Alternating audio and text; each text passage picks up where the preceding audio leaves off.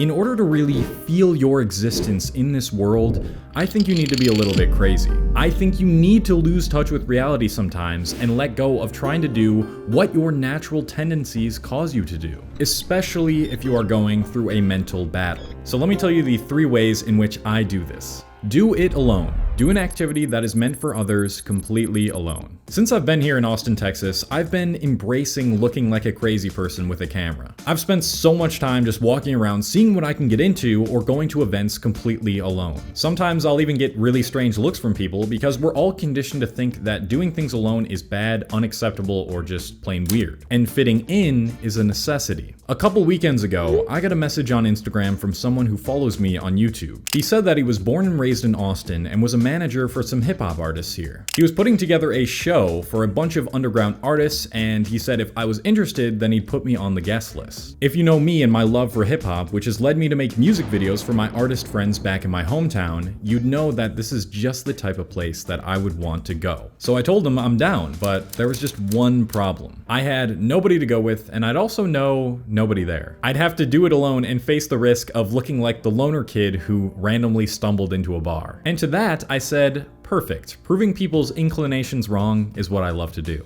So I head downtown, walk up to the front entrance, and go inside the bar. I started off by talking to the guy who invited me and asking him about how he got into hip-hop and booking venues. As I walked through the place and examined the different personalities and fashion styles of the people there, I eventually found myself in the backyard of the venue that was flooded with benches full of people and lights strung together on trees. And then there was me, the only guy who, from what I could tell, came alone. I walked up to a group of people that had cameras and started asking them about their equipment setup and eventually exchanged contact information. I then enjoyed listening to some of the artists alone with my own company, surrounded by a bunch of strangers. And in that moment, I could only think about how strange it was for a bunch of humans to get together and jump up and down to a bunch of different frequencies and sounds produced by a digital device. But let's be real here, those frequencies and sounds, they slap hard. Here's the thing that many of you do not realize yet. Many of our daily habits, ideas, beliefs, and rules that we follow have been molded by our culture over time. At one point, a bunch of dudes in an office got together and said, yeah, so I think we should just make buildings that look like really boring squares and make everyone think that's normal. Oh, and let's all make them dress the exact same, especially if they're at a job they absolutely despise. And let's make them think and act certain ways. There's plenty of other examples like this that are normal things, but they're really only normal because we've all collectively agreed that they are normal.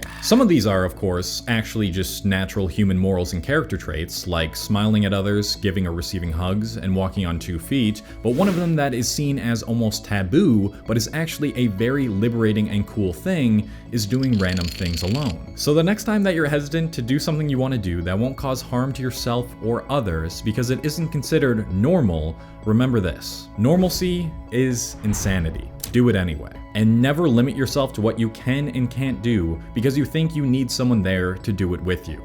Purposefully embarrass yourself. There might be 1 or 2 of you watching this that remember this video, which was me laying down in public to challenge myself by stepping outside of my comfort zone. That was one of the prime examples of purposefully embarrassing myself and purposefully making myself look insane. But as I was writing this script, I realized something. It's been a super long time since I've done anything like that. I actually got the idea for laying down in public from Tim Ferriss's book, Tools of Titans, which just so happens to be a book guide on the sponsor of today's video, Shortform. If you aren't familiar with Shortform, it's a platform that produces high-quality guides to nonfiction books. These really are not your typical book summaries. These are super-powered book summaries with comprehensive coverage of all the book's key ideas, clearly and simply explained, plus smart commentary on the book's key ideas. And the best part about this platform is that they provide exercises for you to do so you can actually apply what you've learned, which is something I preach about so much. One summary that I've read related to this video is The Courage to be Disliked by Ichiro Kishimi and Fumitake Koga. And in one part in the summary, they talk about how we all want to keep a consistent identity, and that's kind of why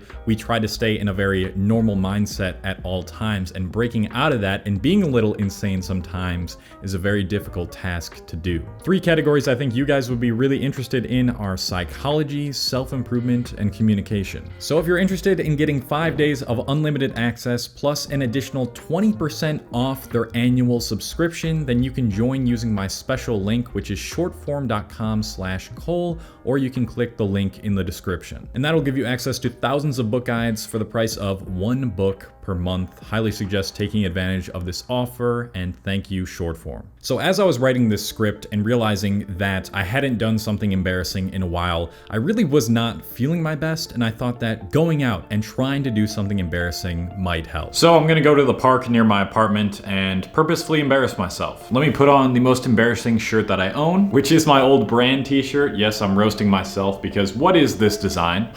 All right, I'm nervous. But maybe, just maybe, I haven't been insane enough yet today. The nervousness started to kick in as I drove there and tried to think about what I was gonna even do to embarrass myself and how many people I expected to be at the park on a nice day. And that further amplified the negative thoughts that I was already feeling. But regardless, I had to push through. All right, I just got here. I already drove by. The park is packed, but the sun's about to go down, so I need to do this quickly. After pretending to play with my camera settings as a way to stall my embarrassment, I said, screw it, let's do this. Excuse me. Hey guys. Do you guys mind if I show you something cool? Okay, let me put this down. I won't get you guys on camera. So this is extremely important to me. I want to know if you guys are capable of doing this, okay? So you go up on your toes, and you just move like this.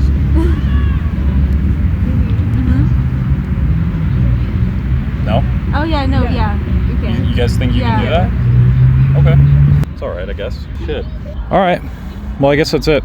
Thanks for watching. Dude, that was so bad. That was so bad, dude. That was terrible. Dude, what the fuck? One of the fundamental problems of normalcy and fitting in is how serious the whole game is. We do the absolute most to maintain our reputation and outward appearances that we forget that we all just want to act like a fool sometimes, and purposefully embarrassing yourself allows you to not take yourself and this whole game that we're playing so seriously. And paradoxically, it actually builds your confidence and therefore your outward appearance that you put in so much effort to maintain. Except for the people you purposefully embarrassed yourself in front of. That probably ruined your outward appearance to them a little bit. One of the other key benefits to this is that it makes so many of your other problems seem much less significant. Think about it. When you are just truly in that moment, putting yourself in front of a bunch of strangers, you're not thinking about all those dishes you have to do, or that math test you failed, or why your friend ignored you today. You're just there, and it triggers the introspective process of looking within and telling yourself, hey, look, all this other stuff, it's gonna be just fine. Like, look what you just did. Your problems and this existence in itself is not the way you're making it out to be in your head. Do more things without a purpose. In other words, do something that is, of course, legal and, of course, does not cause harm to yourself or others, that if you were to do it and someone saw you do it, they would ask you, why did you do that? And you would say, absolutely no reason. When I'm alone and not trying to purposefully embarrass myself, sometimes I'll just put on some music and dance. Not because I think it'll make me happy or because I'm trying to improve my dancing skills, but just to let out some of the craziness that I have to keep in while being calm and composed all the time in society. Doing things without meaning and order is one of the most freeing things that our current normal society disapproves of and discourages. Purpose is constantly being thrust down our throats, especially in the self-development space. Everything you do has to be purposeful. You're not a true man if you don't have a purpose, etc. But how about doing more things just for the sake of doing them? In the modern world, where monetizing and commoditizing everything is considered normal, doing things for no rhyme or reason has become all the more important to flex a different part of your brain that most people don't allow themselves to work out. The part of your brain that takes reality for what it is in this moment, instead of trying to extract and juice something out of it. Simply just existing can sometimes make you far happier than getting a promotion at your job or getting a random compliment from a stranger ever could. Don't get me wrong, living a completely directionless and purposeless life causes a lot of people psychological damage. I've talked about this, but if every single thing you do has to have some sort of finish line or prize at the end of it,